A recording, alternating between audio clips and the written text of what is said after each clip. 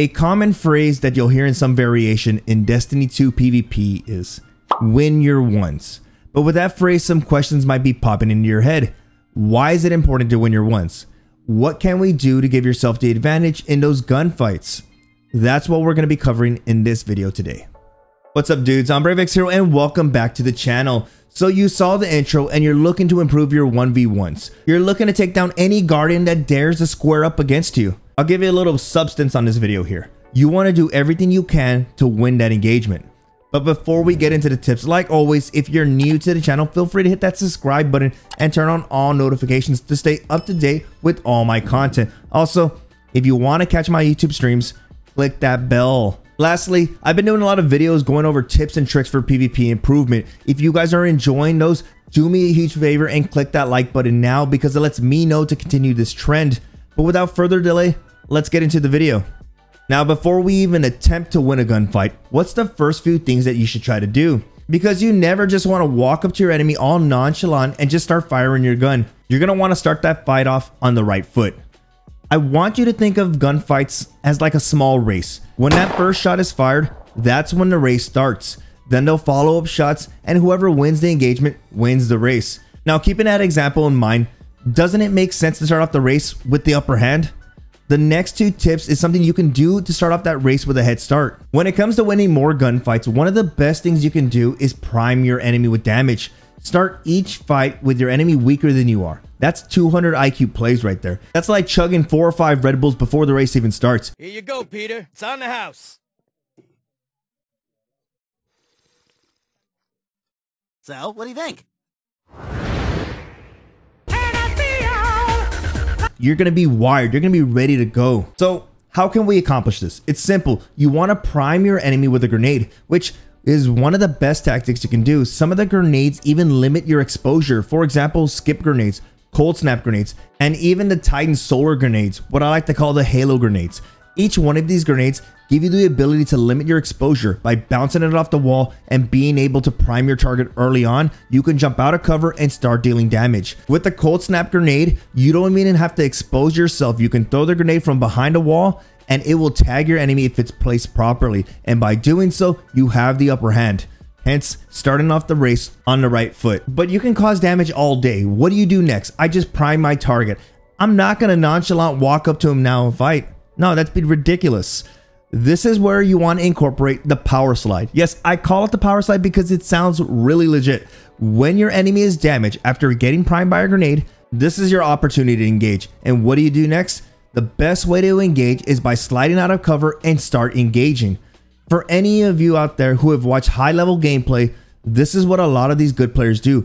They slide out of cover and they begin engaging. There's a few reasons why they do this. Number one, it limits your enemy's visual view. Since you're sliding into the engagement, your body is low to the ground. You are a smaller target. This makes you much harder to hit.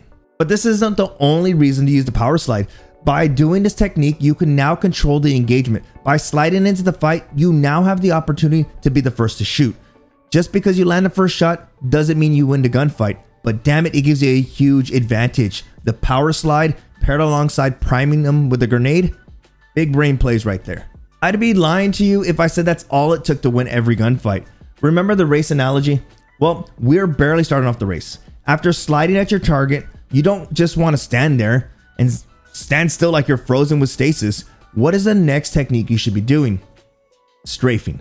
Now, strafing isn't just your normal left and right movement. Think of it as an art form. You shouldn't just be strafing to make your enemy miss shots. That's only one part to it. You also want to strafe to land your shots as well, because if you're strafing like a chicken with its head cut off, you're going to be hurting yourself in the long run. Imagine trying to land your shots when you focus all on your strafe. Look at this. This is difficult to control. It's ridiculous. Let's talk about strafing. Strafing to land your shot.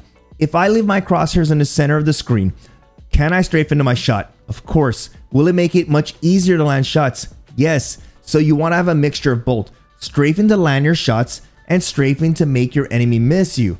You need to find what works for you. Now, let's get into a technique that's probably one of my favorites in the entire video. This one can really cause some trouble for your enemy. The technique we're talking about is the drop shot. This one's pretty simple. Throughout your strafe, you want to incorporate a crouch. Nothing crazy. I better not see no teabag, spam, crouch, bagging the floor left and right. It's a simple crouch during your strafe. Looks pretty simple, guys, as you can see on screen. Now, I know, you might be asking yourself, what does this do, Brave? Why am I doing this? I look ridiculous. How can something so simple be so effective? Well, look at it like this. In Destiny, every player is trying to land headshots. If you want to reach optimal time to kill, then you're going to be aiming for the head.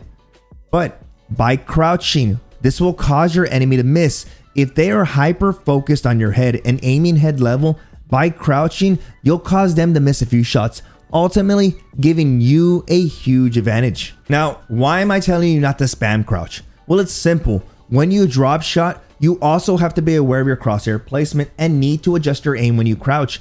But if you spam crouch, you'll be causing yourself to miss more shots than you should be. It's the equivalent to strafing like a chicken with its head cut off. You're going to be all over the place. You're going to cause yourself more damage than good. So far, we've covered a lot. From prime time to power sliding, to advanced strafing and a drop shot. But something that I feel gets overlooked is weapon discipline. Now, when I say weapon discipline, it's not what you think. Look at this example. When your enemy is absolute and you can easily clean them up, what makes more sense? Trying to land my last hand cannon shot or swap to an area damage weapon like my Fellwinter and just spray clean up? It's a pretty simple answer. If I have time, I'm going to clean you up. If you turn around and run, I'm going to clean you up with ease. This is why quick draw is such a great perk to have on all your weapons, especially your shotgun for situations like this. Because when it comes to, nitty gritty, you want to get that final shot off. Sometimes you don't need to fire a hand cannon shot, but just switch to your shotgun and clean up. I really hope you were able to gain something out of this video. I see a lot of comments of Guardians saying, Brave, I want to improve. Where do I start? How can I improve? What can I do better? Start off with these tips and master them. Win more engagements and shine on your team. Be that person everybody wants on the team. Ultimately, if you're looking to improve, this is the video to do it for you. Take everything I said in this video and incorporate it into your game. But like always, if you enjoyed the video, please do me a huge favor and click that like button and comment down below. Tell me what you thought about the video. If you want to catch some of my live streams, I stream on YouTube, and one of the best ways to connect is turning on all notifications, clicking that bell. Follow me on Instagram and Twitter, where you can see a lot of funny clips. And like always, guys, it's time for me to get back into the Crucible and make more content for you. And with that, you guys are awesome, and I'll see you in the next video.